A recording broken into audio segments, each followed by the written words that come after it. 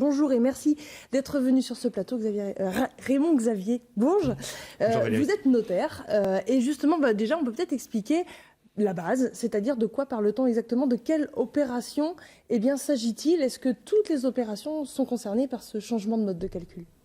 Alors effectivement, le nouveau tarif qui est rentré en application 1er mai touche d'une façon générale tous les actes qui sont tarifés dans notre profession, d'une façon ce qu'on appelle homothétique, de 1,4% en moyenne sur tous les actes.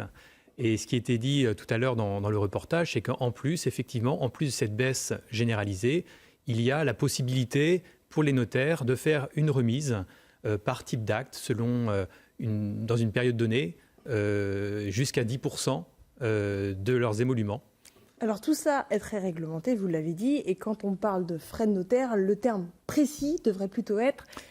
les frais d'acte notariés. Voilà, qui est dit. Alors maintenant, on arrête de parler de frais de notaire. Très concrètement, qu'est-ce que ça va changer, cette mise en application de cette partie de la loi Macron? Alors pour nos clients, finalement, pas grand-chose, alors qu'à l'origine, le but de la loi était de faire gagner du pouvoir d'achat à nos clients. Donc finalement, comme on l'a vu tout à l'heure dans le reportage, les frais vont être baissés, vont diminuer beaucoup pour les très petits actes, mais pour notamment les actes de vente, puisque je pense que c'est ce qui intéresse le plus les clients, en tout cas ce sont les actes les plus nombreux, pour les actes de vente pour un prix supérieur à 150 000 euros, voire par exemple pour un prix de 200 000 euros, la baisse sera vraiment très minime, puisqu'elle sera de 33 euros. Pour le client. Et si le notaire fait une remise, il y aura une remise de 40 euros en plus, donc c'est-à-dire 77 euros sur des frais qui au total sont d'environ 15 600 euros. C'est vrai qu'avec un exemple concret, ça paraît minime. Comme le disait le reportage, on est sur quelques euros. On n'est jamais à quelques euros près. En même temps, on est bien d'accord, tout est important, mais à l'échelle d'un achat d'une maison ou d'un terrain... Ça ne représente pas grand-chose, d'autant plus que... Nous, on refuse l'appellation frais de notaire, puisque dans ces frais d'acte, finalement, il y a 80% de taxes. Donc, vous voyez, les émoluments du notaire sont, pour une vente, en moyenne, à 0,8%, alors que les taxes hors TVA sont à 5,80%. Donc, conséquences minimum, on comprend bien pour le client. Par contre, les conséquences aussi, indirectement, pour les notaires, là, elles peuvent être importantes. On le comprend assez facilement, puisque vous allez moins toucher. On va moins toucher, donc sur un acte, on peut dire effectivement 70 euros, c'est pas grand-chose, mais c'est toujours ça.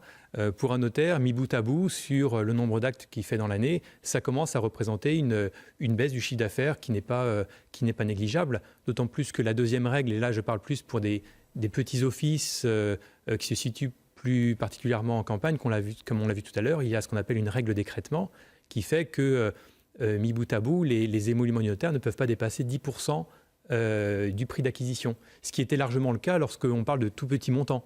Et donc, d'une façon très généreuse, on nous a quand même alloué un minimum de 90 euros pour un acte qui peut demander plusieurs dizaines d'heures de travail. Alors à moyen, voire long terme, mais peut-être qu'effectivement les conséquences peuvent arriver plus rapidement pour certaines études qui risquent peut-être même tout simplement de fermer. En tout cas, dans certains endroits, on parle de province, même plutôt plus en milieu rural. Exactement.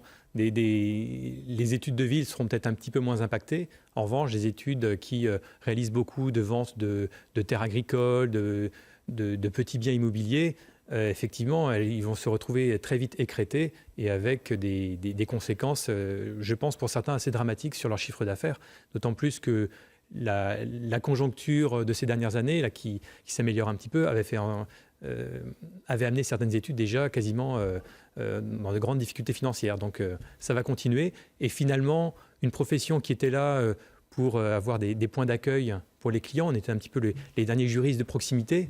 En France, il y a à peu près 5900 points d'accueil. Dans certaines communes, on n'a même plus la boulangerie, on n'a peut-être plus encore la poste. Parfois, on a le bar et le notaire, mais peut-être que bientôt, il y aura plus le notaire non plus. Et donc, indirectement, c'est le maillage territorial exactement, qui risque d'être impacté. Et là, ça a des conséquences directes, effectivement, pour ceux qui nous suivent et qui sont en milieu rural. Ils auront l'obligation d'aller en ville pour pouvoir régler ces différents actes-là. Voilà, d'autant plus que pour une vente, on comprend bien qu'on peut prendre du temps et puis se déplacer pour y aller. Mais aujourd'hui, on reçoit beaucoup de clients pour du conseil qui jusqu'alors était gratuit, parce qu'on ne facturait en général que lorsque l'on faisait un acte. Et on a eu une campagne de communication qui s'appelait le Conseil du coin, où tous les premiers samedis du mois, dans certaines communes, on recevait les clients qui voulaient de façon anonyme pour leur prodiguer des conseils, pour leur montrer qu'effectivement, ils peuvent venir chez le notaire recevoir du conseil gratuit. Peut-être que s'il faut faire 30 km pour aller avoir un conseil, ce conseil ne sera plus prodigué. On comprend bien les impacts. Alors, il reste le site internet pour l'instant. Alors, ça ne vaut pas un contact humain, on est bien d'accord, mais on peut déjà y trouver quelques informations. Après, effectivement, il est important de noter que rien qu'un conseil jusqu'à présent, effectivement, n'est pas facturé. Merci beaucoup de ces précisions, Monsieur Bourges. Ça vous fait réagir un petit peu, Damien Loret, ou... Pas vraiment. Enfin, c'est vrai que je connais pas trop le sujet, donc... difficile d'avoir un jugement, mais c'est vrai que l'impact qu'il peut y avoir, et on comprend pourquoi les notaires ont pu manifester aussi, c'est qu'il y avait vraiment un métier à défendre, et puis au-delà du métier, un service. Et des collaborateurs qui sont très nombreux. Et oui, c'est ça. Est-ce que Michel, qui est donc toujours derrière son écran d'ordinateur, vous avez une première réaction par rapport à ce premier thème ? Oui, enfin, je conçois qu'il y a un service qui est proposé, il y a un service qui est rendu. Manifestement, il faut qu'il soit rétribué à sa juste valeur.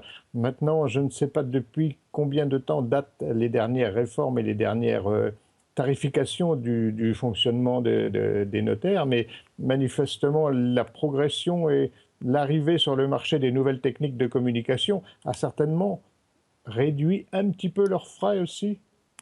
Sûrement. Donc, ça, c'est logique d'adapter les frais au service, quoi. Et puis après, c'est comme toute réforme, bon, après à la française, mais dès lors qu'il faut changer un peu les habitudes, c'est toujours un peu compliqué. Après, il y a du bon et du pas bon, et c'était bien de le manifester quand même. Vous avez peut-être bien fait quand même de manifester. Peut-être. Peut-être. Bon, en tout cas, il y a quelques éléments qui sont quand même passés. Après, affaire à suivre avec attention. En tout cas, je vous remercie de cette première intervention.